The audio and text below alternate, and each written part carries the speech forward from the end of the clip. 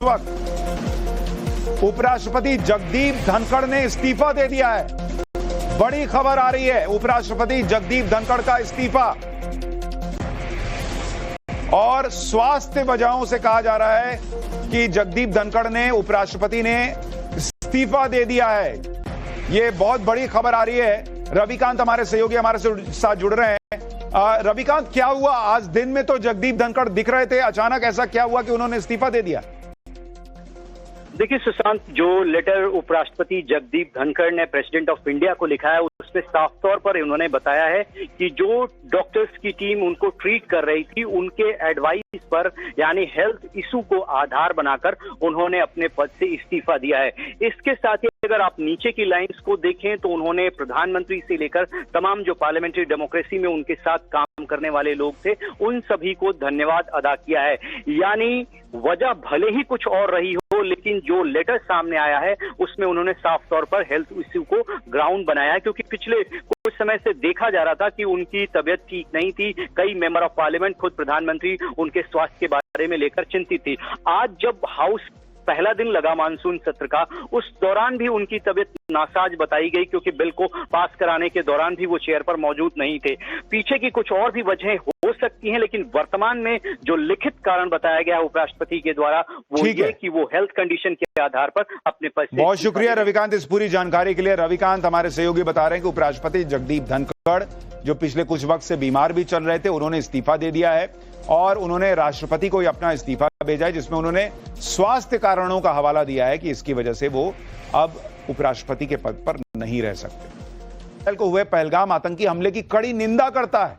चीन सभी देशों से आतंकवाद के खिलाफ सहयोग बढ़ाने और क्षेत्रीय शांति बनाए रखने की अपील करता है के तौर पर शामिल होंगे। मोहम्मद मोइजू ने भारत और मोदी के खिलाफ कैंपेन चलाकर 2023 का राष्ट्रपति चुनाव जीता था। बॉस, सत्ता में आने के बाद मोइजू ने शुरुआत में भारत को इग्नोर किया, चीन और तुर्की जैसे देशों के साथ संबंध बनाने की कोशिश की। इसके बाद नरेंद्र मोदी ने भी सख्ती दिखाई और मालदीव की आर्थिक मदद कम कर दी। इसके बाद अक्टूबर 2024 में मोइजू भारत यात्रा पर आए थे और भारत से मदद की गुहार लगाई थी। तब भारत ने मालदीव को दोबारा कर्जा भी दिया था। रिपोर्ट के मुताबिक मोइजू सरकार मालदीव में विकास परियोजनाओं के लिए भारत से लगभग 70,000 करोड़ रुपए उधार लेने की कोशिश कर रही है। ये वो योजनाएं हैं जिनको चीन ने फंड करने का वादा किया था, लेकिन चीन ने अपना वादा पूरा नहीं किया और मालदीव की कई प्रमुख विकास परियोजनाएं अटक गई। रिपोर्ट के मुताबिक अपनी मालदीव यात्रा के दौरान पीएम मोदी भारत की तरफ से फंडेड कई परियोजनाओं का उद्घाटन भी करेंगे।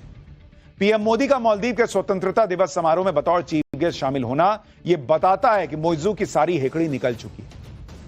आप यह भी देखें कि एक तरफ तो नेटो में शामिल देश भारत पर दबाव बना रहे हैं कि रूस से तेल मत खरीदो, रूस से सारे रिश्ते तोड़ दो, वरना 100% टैरिफ लगा देंगे। लेकिन भारत ने भी कायदे से समझा दिया कि जो करना कर लो, भारत वही करेगा जो उसके हित में होगा। अब उसी नेटो में शामिल ब्रिटेन भारत के साथ अपनी आर्थिक रणनीतिक साझेदारी को मजबूत करना चाहता है। ब्रिटिश पीएम कीर स्टारमर के निमंत्रण पर पीएम मोदी 23 और 24 जुलाई को ब्रिटेन जा रहे हैं। यह पीएम मोदी की चौथी ब्रिटेन यात्रा होगी। पीएम मोदी और स्टारमर दोनों देशों के बीच व्यापार, रक्षा, इनोवेशन और शिक्षा के क्षेत्र में साझेदारी पर बात करेंगे। इसके अलावा भारत और ब्रिटेन के बीच मुक्त व्यापार समझौता भी हो सकता है, फ्री ट्रेड एग्रीमेंट, जिससे भारत के ब्रिटेन में निर्यात पर टैरिफ कम हो जाएगा और ब्रिटिश उत्पादों को भारतीय बाजार में आसानी से प्रवेश मिल सकेगा। यानी हर तरफ से आप देखें तो भारत जो है वो इस वक्त हर कोई चाहता है कि उसका दोस्त बने।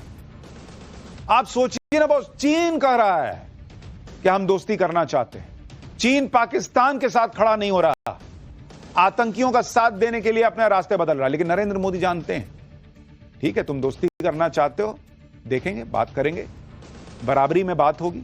लेकिन चीन पे चूंकि भरोसा नहीं कर सकते, इसलिए नरेंद्र मोदी बॉर्डर पर सेना को भी मजबूती दे रहे हैं कि भाई इस पर भरोसा मत करो, ठीक है बातचीत करेंगे, दोस्ती करेंगे।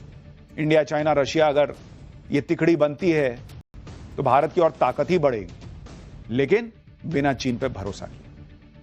पाठशाला में अब अगला चैप्टर, छांग लगी होती है जो चलते फिरते दुश्मन को निशाना बना देती है। इसमें हाइड्रा 70 रॉकेट सिस्टम लगे हैं जो जटिल युद्ध क्षेत्रों में भी प्रभावी साबित होते हैं। इसमें हेलफायर जैसी एंटी टैंक मिसाइलें फिट होती हैं जो टैंक्स और बख्तरबंद गाड़ियों को तबाह कर देती हैं। अपाचे में लगे रॉकेट पॉड्स से दुश्मन के ठिकानों पर भारी बमबारी की जा सकती है। नाइट विजन और एडवांस टारगेटिंग सिस्टम के दम पर यह दिन रात और किसी भी मौसम में ऑपरेशन को पूरा कर सकता है। अपाचे की इन्हीं खूबियों की वजह से इसे टैंक्स का फ्लाइंग वर्जन कहा जाता है कि भाई उड़ता फिरता टैंक है जो दुश्मन के टैंक्स को भी एयर स्ट्राइक में बर्बाद कर सकता है। लेकिन एक और बड़ी खबर आ गई है, एक और बड़ी खबर आ गई है इस वक्त। उपराष्ट्रपति जगदीप धनखड़ ने इस्तीफा दे दिया है। बड़ी खबर आ रही है, उपराष्ट्रपति जगदीप धनखड़ का इस्तीफा। और स्वास्थ्य वजहों से कहा जा रहा है कि जगदीप धनखड़ ने, उपराष्ट्रपति ने इस्तीफा दे दिया है। यह बहुत बड़ी खबर आ रही है। रविकांत हमारे सहयोगी हमारे साथ जुड़ रहे हैं। रविकांत, क्या हुआ आज दिन में? तो जगदीप धनखड़ दिख रहे थे, अचानक ऐसा क्या हुआ कि उन्होंने इस्तीफा दे दिया? देखिए सुशांत, जो लेटर उपराष्ट्रपति जगदीप धनखड़ ने प्रेसिडेंट ऑफ इंडिया को लिखा है उसमें साफ तौर पर उन्होंने बताया है कि जो डॉक्टर्स की टीम उनको ट्रीट कर रही थी उनके एडवाइस पर, यानी हेल्थ इशू को आधार बनाकर उन्होंने अपने पद से इस्तीफा दिया है। इसके साथ ही अगर आप नीचे की लाइंस को देखें तो उन्होंने प्रधानमंत्री से लेकर तमाम जो पार्लियामेंट्री डेमोक्रेसी में उनके साथ काम करने वाले लोग थे उन सभी को धन्यवाद अदा किया है। यानी वजह भले ही कुछ और रही हो, लेकिन जो लेटर सामने आया है उसमें उन्होंने साफ तौर पर हेल्थ इश्यू को ग्राउंड बनाया है, क्योंकि पिछले कुछ समय से देखा जा रहा था कि उनकी तबीयत ठीक नहीं थी। कई मेंबर ऑफ पार्लियामेंट, खुद प्रधानमंत्री उनके स्वास्थ्य के बारे में लेकर चिंतित थी। आज जब हाउस पहला दिन लगा मानसून सत्र का, उस दौरान भी उनकी तबीयत नासाज बताई गई, क्योंकि बिल को पास कराने के दौरान भी वो चेयर पर मौजूद नहीं थे। पीछे की कुछ और भी वजहें हो सकती हैं, लेकिन वर्तमान में जो लिखित कारण बताया गया उपराष्ट्रपति के द्वारा वो ये कि वो हेल्थ कंडीशन के आधार पर अपने पद से। बहुत शुक्रिया रविकांत इस पूरी जानकारी के लिए। रविकांत हमारे सहयोगी बता रहे हैं कि उपराष्ट्रपति जगदीप धनखड़ जो पिछले कुछ वक्त से बीमार भी चल रहे थे, उन्होंने इस्तीफा दे दिया है और उन्होंने राष्ट्रपति को अपना इस्तीफा भेजा है, जिसमें उन्होंने स्वास्थ्य कारणों का हवाला दिया है कि इसकी वजह से वो अब उपराष्ट्रपति के पद पर नहीं रह सकते। तो मालदीव के स्वतंत्रता दिवस समारोह में मुख्य अतिथि के तौर पर शामिल होंगे। मोहम्मद मोइजू ने भारत और मोदी के खिलाफ कैंपेन चलाकर 2023 का राष्ट्रपति चुनाव जीता था। बॉस, सत्ता में आने के बाद मोइजू ने शुरुआत में भारत को इग्नोर किया, चीन और तुर्की जैसे देशों के साथ संबंध बनाने की कोशिश की। इसके बाद नरेंद्र मोदी ने भी सख्ती दिखाई और मालदीव की आर्थिक मदद कम कर दी। इसके बाद अक्टूबर 2024 में मोइजू भारत यात्रा पर आए थे और भारत से मदद की गुहार लगाई थी। तब भारत ने मालदीव को दोबारा कर्जा भी दिया था। रिपोर्ट के मुताबिक मोइजू सरकार मालदीव में विकास परियोजनाओं के लिए भारत से लगभग 70,000 करोड़ रुपए उधार लेने की कोशिश कर रही है। ये वो योजनाएं हैं जिनको चीन ने फंड करने का वादा किया था, लेकिन चीन ने अपना वादा पूरा नहीं किया और मालदीव की कई प्रमुख विकास परियोजनाएं अटक गई। रिपोर्ट के मुताबिक अपनी मालदीव यात्रा के दौरान पीएम मोदी भारत की तरफ से फंडेड कई परियोजनाओं का उद्घाटन भी करेंगे। पीएम मोदी का मालदीव के स्वतंत्रता दिवस समारोह में बतौर चीफ गेस्ट शामिल होना यह बताता है कि मोइजू की सारी हेकड़ी निकल चुकी है। आप यह भी देखिए कि एक तरफ तो नेटो में शामिल देश भारत पर दबाव बना रहे हैं कि रूस से तेल मत खरीदो, रूस से सारे रिश्ते तोड़ दो, वरना 100% टैरिफ लगा देंगे। लेकिन भारत ने भी कायदे से समझा दिया कि जो करना कर लो, भारत वही करेगा जो उसके हित में होगा। अब उसी नेटो में शामिल ब्रिटेन भारत के साथ अपनी आर्थिक रणनीतिक साझेदारी को मजबूत करना चाहता है।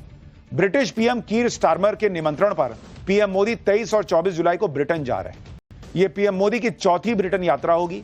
पीएम मोदी और स्टारमर दोनों देशों के बीच व्यापार, रक्षा, इनोवेशन और शिक्षा के क्षेत्र में साझेदारी पर बात करेंगे। इसके अलावा भारत और ब्रिटेन के बीच मुक्त व्यापार समझौता भी हो सकता है, फ्री ट्रेड एग्रीमेंट, जिससे भारत के ब्रिटेन में निर्यात पर टैरिफ कम हो जाएगा और ब्रिटिश उत्पादों को भारतीय बाजार में आसानी से प्रवेश मिल सकेगा। यानी हर तरफ से आप देखें तो भारत जो है वो इस वक्त हर कोई चाहता है कि उसका दोस्त बने। आप सोचिए ना बॉस, चीन कह रहा है कि हम दोस्ती करना चाहते हैं। चीन पाकिस्तान के साथ खड़ा नहीं हो रहा, आतंकियों का साथ देने के लिए अपने रास्ते बदल रहा है। लेकिन नरेंद्र मोदी जानते हैं, ठीक है तुम दोस्ती करना चाहते हो, देखेंगे, बात करेंगे, बराबरी में बात होगी।